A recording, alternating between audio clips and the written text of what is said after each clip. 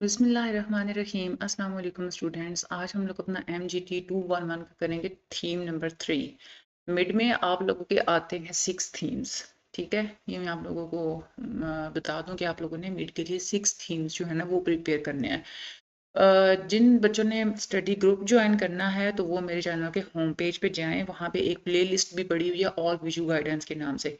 तो जो खास तौर पे जो नए स्टूडेंट्स हैं उनको तो वो पूरी की पूरी प्लेलिस्ट देखनी चाहिए। असाइनमेंट्स बनाने के तरीके आप लोग खुद से कैसे अच्छी असाइनमेंट बना सकते हैं फुल मार्क्स वाली। ठीक है, उसके अलावा कैसे आप लोग अपनी रूटीन मैनेज कर सकते हैं, कैसे आप लोगों ने पढ़ना है, कैसे आप लोगों ने स्टडी ग्रुप्स ज्वाइन करने हैं, इन सारी चीज़ों से रिलेटेड जो है वहाँ पे वीडियोस पड़ी हुई हैं।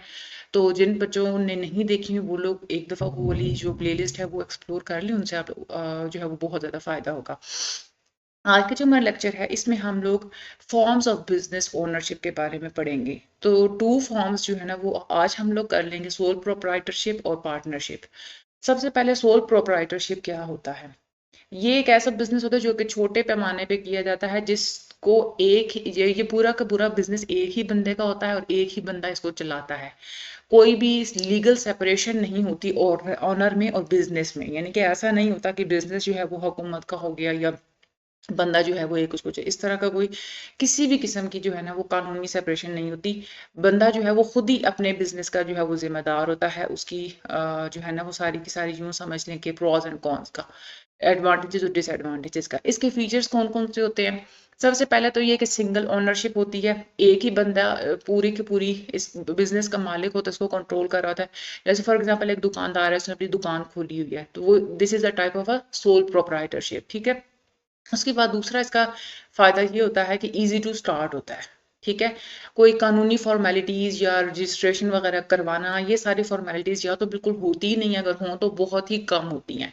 दूसरी ये है कि अनलिमिटेड लायबिलिटी, ये आप लोगों ने अपने माइंड में रखना है। अनलिमिटेड लायबिलिटी का क्या मतलब होता है कि सारी की सारी ज़िम्मेदारी एक ही बंदे के ऊपर होती है। ठीक है, यानी कि कोई नुकसान हो गया, उसने कोई कर्जे लिए, उसको कोई नुकसानात पहुंचे, उसके लिए वो बंदा खुद जिम्मेदार होगा।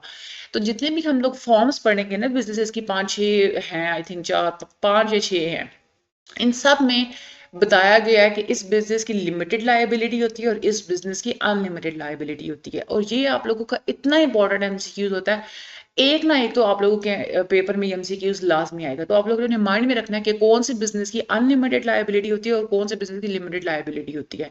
इसमें क्योंकि पूरे का पूरा बिजनेस एक ही बंदे का होता है और वो उसका अपना होता है, इसीलिए वो कोई कर्जे लेगा, नुकसानात होंगे उसको खुद ही झेलने पड़ेंगे। ठीक है, इसलिए हम लोग कहेंगे कि अनलिमिटेड लायबिलिटी होती है, सारी की सारी जिम्मेदारी उसी की अपनी होती है। ठीक है, उसके बाद है इसका एक और भी फीचर ये होता है कि ऑनर ही सारे का सारा प्रॉफिट रखता है। जितनी भी इनकम होती है वो ऑनर, चाहे नुकसानात हों, चाहे कम इनकम हो, चाहे ज़्यादा, सारी की सारी एक ही बंदे की होती है।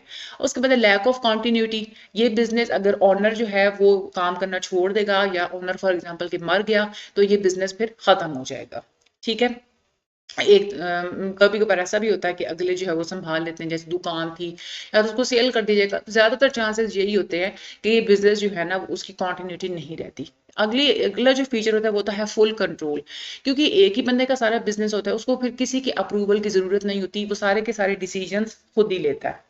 सोल प्रोप्राइटरशिप का जो स्कोप होता है, रिटेल ट्रेड हो गया, सर्विसेज हो गई, फ्रीलांसिंग हो गई, मैन्युफैक्चरिंग हो गया और ई कॉमर्स, ये सारी की सारी एग्जांपल्स आती है सोल प्रोप्राइटरशिप में। जो ऐसे स्टार्टअप जिनके लिए इन्वेस्टमेंट बहुत कम चाहिए होती है, स्टूडेंट्स हो गए, किसी ने कुछ छोटी सी शॉप खोलनी है, कुछ फ्रीलांसर्स हो गए, ये उनके लिए ये वाला जो बिजनेस है ये बहुत ज़्यादा सूटेबल होता है, क्योंकि that is a low investment ये बिजनेस होता है। डेवलपिंग इकोनॉमीज में ये बहुत ज़्यादा इंपॉर्टेंट रोल प्ले करता है। हमारे यहाँ 90% जो बिजनेसेस पाकिस्तान के अंदर चल रहे हैं वो सोल प्रोप्राइटरशिप्स ही हैं। लेकिन इसकी कुछ लिमिटेशंस भी होती हैं। बड़े जो बिजनेसेस होते हैं उसके लिए ये आइडियल नहीं है। कोई बड़े पैमाने पर बिजनेस करना चाहता है तो वो सोल प्रोप्राइटरशिप के थ्रू नहीं कर सकता, क्योंकि एक तो रिस्क के चांसेस भी बहुत ज़्यादा होते हैं और कैपिटल की भी कमी होती है।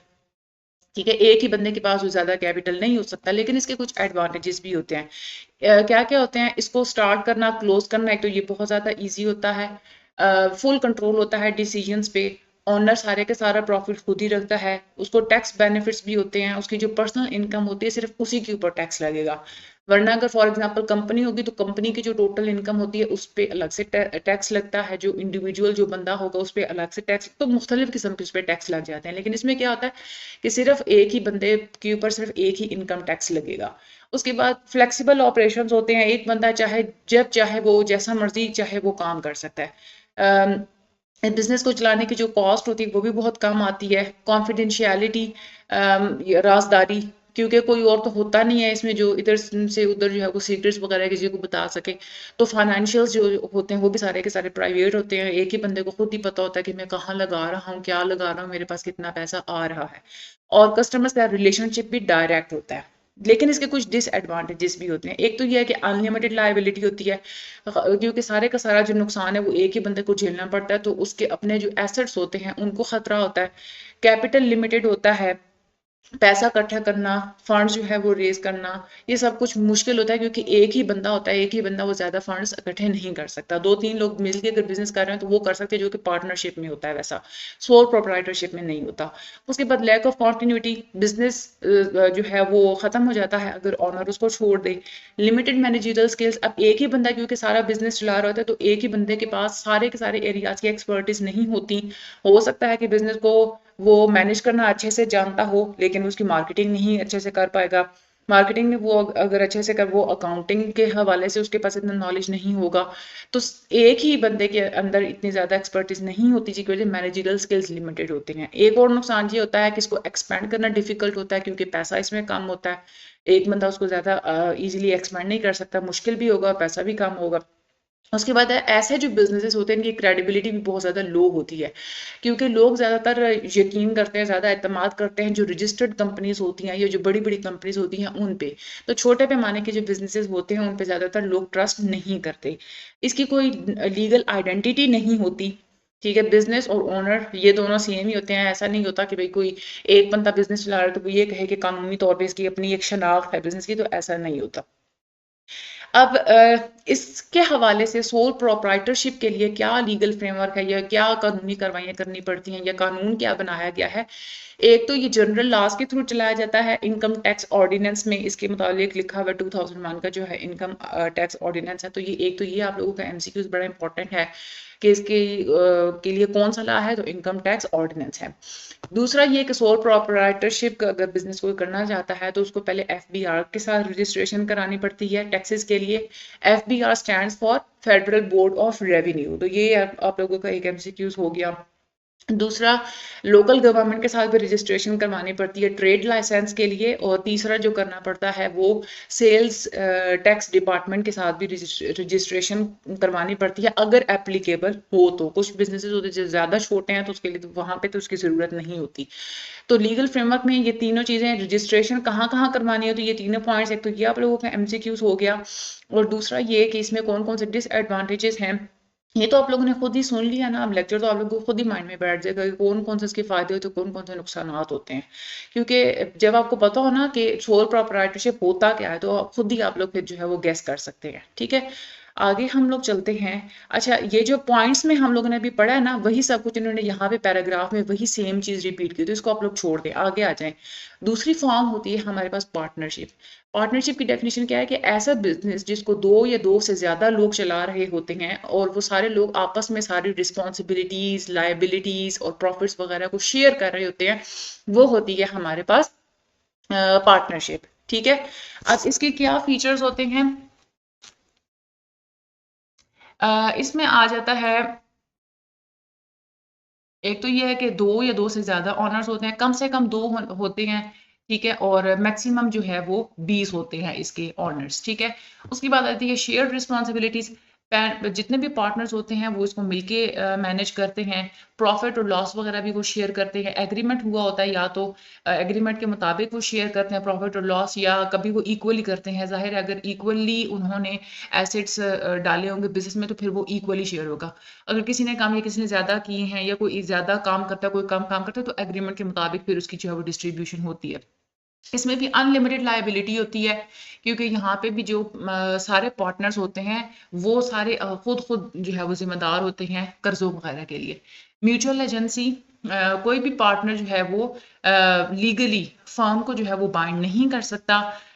कोई ऐसा नहीं होता कि एक बंदा अगर चाहे तो वो खत्म, यानी कि पूरी जो है वो लीगल तरीके से जो है वो इसको जो है ना वो फर्म जो है ये वाली बनाई जाती है, लीगल तरीके से भी ये पार्टनरशिप जो है वो खत्म की जाती है। नो सेपरेट लीगल एंटिटी, जाहिर सी बात है ये कोई जो कानूनी कोई एंटिटी नहीं होती है। बिजनेस और पार्टनर्स इसमें भी जो है वो सेम होते हैं, ठीक है। तो ये भी आप लोग ने पॉइंट माइंड में रखना है कि सोल प्रोप्राइटरशिप और पार्टनरशिप दोनों में बिजनेस और partners are the same. Partnerships की डिफरेंट टाइप्स होती हैं। एक होती है जनरल पार्टनरशिप, जिसमें सारे के सारे जो पार्टनर्स होते हैं उनकी लायबिलिटी इक्वल होती है। एक होती है लिमिटेड पार्टनरशिप, इसमें कुछ जो पार्टनर्स होते हैं उनकी लिमिटेड लायबिलिटी होती है।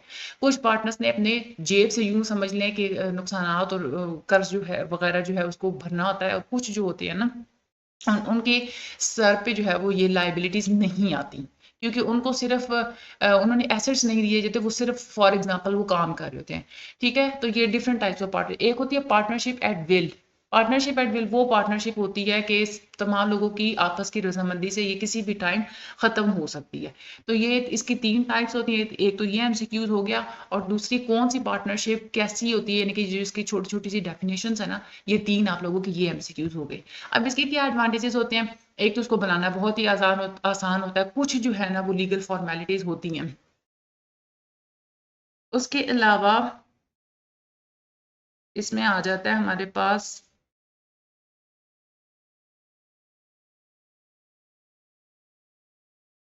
More capital. इसमें मुख्तलिफ किस्म के लोग जो है वो इसमें कंट्रीब्यूट कर रहे हैं, तो मल्टीपल कंट्रीब्यूशंस हो जाती हैं, तो सरमाया को इकट्ठा करना भी इसमें आसान होता है। स्किल और एक्सपर्टीज भी कंबाइन होती हैं, क्योंकि मुख्तलिफ किस्म के लोग होते हैं, तो हर बंदे के जो है वो स्किल्स इसमें डिफरेंट लोगों के डिफरेंट स्किल्स इसमें यूज हो सकते हैं। रिस्पॉन्सिबिलिटीज आपस में शेयर कर सकते हैं। डिसीजन मेकिंग मेकिंग इसमें क्विक होती है, थोड़े से लोग होते हैं आपस में मिल बैठ के जो है वो मशवरा करेंगे और वो डिसीजन वगैरह ले लेंगे। टैक्स बेनिफिट्स भी इसमें होते हैं, क्योंकि इसमें भी सिर्फ इंडिविजुअल लेवल पे ही टैक्स लगता है। कोई बहुत बड़ी ये कंपनी नहीं होती कि हम लोग कहेंगे कंपनी टैक्स उनको अलग से पे करना पड़े। इसमें बोरोविंग कैपेसिटी भी ज़्यादा होती है, क्योंकि ज़्यादा लोग होते हैं, तो ज़्यादा लोग जो है वो कर्ज ले सकते हैं, तो इसलिए बोरोविंग कैपेसिटी भी ज़्यादा होती है। ऑपरेशंस में फ्लेक्सिबिलिटी होती है, पार्टनर्स जब चाहे काम कर सकते हैं, जैसे चाहे वो काम कर सकते हैं। लेकिन इसके कुछ जो है वो डिसएडवांटेजेस होते हैं। एक तो ये है कि सोल प्रोप्राइटरशिप की तरह पार्टनरशिप में भी अनलिमिटेड लाइबिलिटी होती है। पर्सनल एसेट्स जो होते हैं वो रिस्क में, तो क्योंकि कोई भी नुकसानात होंगे वो जेब से भरने पड़ेंगे सारे पार्टनर्स को। रिस्क ऑफ डिस्प्यूट्स, झगड़े का खतरा होता है, पार्टनर्स आपस में जो है वो थोड़ी उनकी अनबन भी हो सकती है। लैक ऑफ कॉन्टिन्यूटी भी होती है, अगर एक पार्टनर छोड़ जाए तो ये बिजनेस जो है इसको ख़त्म करना पड़ता है। Limited capital and growth, partners पर क्योंकि ये डिपेंड करता है ना, जितने ज़्यादा पार्टनर्स होंगे, जितनी ज़्यादा उनकी एक्सेस होगी, उतनी ही ज़्यादा कैपिटल वो लाएंगे, उतनी ज़्यादा ग्रो करेगा, तो ये भी लिमिटेड होता है क्योंकि it depends on partners. Joint and several liability, एक पार्टनर का जो एक्शन होगा वो सबको अफेक्ट करेगा, ठीक है। तो जॉइंट लायबिलिटी होती है। उसके बाद है लिमिटेड पब्लिक ट्रस्ट। इस पे भी कंपनीज के मुकाबले में ये लेस फॉर्मल होता है, तो लोग इतना ज़्यादा ट्रस्ट नहीं करते। ऑनरशिप को ट्रांसफ़र करना भी इसमें डिफ़िकल्ट होता है। तो ये कुछ इसमें डिसएडवांटेजेस हैं, ये आप लोगों ने माइंड में रखने हैं। अब पाकिस्तान में पार्टनरशिप का बिजनेस जो है वो स्टार्ट करने के लिए क्या करना होता है? सबसे पहले बिजनेस का नेम चूज करना होता है, ठीक है। ये जो है ना, ये 5 पॉइंट्स ये आपकी फिंगर टिप्स पे होने चाहिए, और इनकी सीक्वेंस भी आपकी फिंगर टिप्स पे होनी चाहिए। सबसे पहले क्या होता है कि बिजनेस नेम चूज करना होता है। उसके बाद क्या करना होता है कि पार्टनरशिप डीड का एक ड्राफ्ट बनाना होता है स्टैम्प पेपर के ऊपर, और उसको सारे पार्टनर्स जो है ना वो साइन करते हैं। उसके बाद क्या किया जाता है? नोटराइज किया जाता है डीड को। डीड को नोटराइज करने का मतलब ये होता है कि उसको यूं समझ लें कि रजिस्टर करवाया जाता है। उसके बाद आ जाता है फर्म्स के रजिस्ट्रार ऑफ फर्म्स जो है उसको ये डॉक्यूमेंट्स सबमिट करवाए जाते हैं, ठीक है। ये वाला CNICs वगैरह, एड्रेस प्रूफ हो गया, ये सारी चीज़ें रजिस्ट्रार ऑफ फर्म को जो है वो सबमिट कराए जाते हैं। और उसके बाद क्या किया जाता है? सर्टिफिकेट ऑफ रजिस्ट्रेशन लिया जाता है, और पार्टनरशिप का जो बिजनेस है ये स्टार्ट किया जाता है। पार्टनरशिप के बिजनेस को पार्टनरशिप एक्ट 1932 पाकिस्तान में चलाता है। तो आप लोगों ने ये देखा था ना, सोल प्रोप्राइटरशिप को कौन सा जो है वो लॉ चलाता है, ये हम लोगों ने यहाँ पे पढ़ा था। मैं आप लोगों को रिपीट करवा देती हूँ। इनकम टैक्स ऑर्डिनेंस, और इसको कौन चलाता है? Partnership act 1932। साथ में आप लोगों ने सन भी याद रखना है। कुछ जो प्रोफेशनल सर्विसेज हैं जैसे लॉ फॉर्म्स होंगी, मेडिकल की प्रैक्टिसेस होगी और जो फैमिलीज मिलके बिजनेस वगैरह कर रही होती हैं, ये कुछ एग्जांपल्स हैं। इसमें लोग पार्टनरशिप की तरह जो है वो काम कर रहे होते हैं। तीसरा जो कंपनी है ये हम लोग नेक्स्ट पार्ट में हम लोग इसको करेंगे, पार्ट नंबर 2 में। तो इसको आप लोग या तो रीड कर लें या तो आप लोग लेक्चर को दोबारा सुन लें।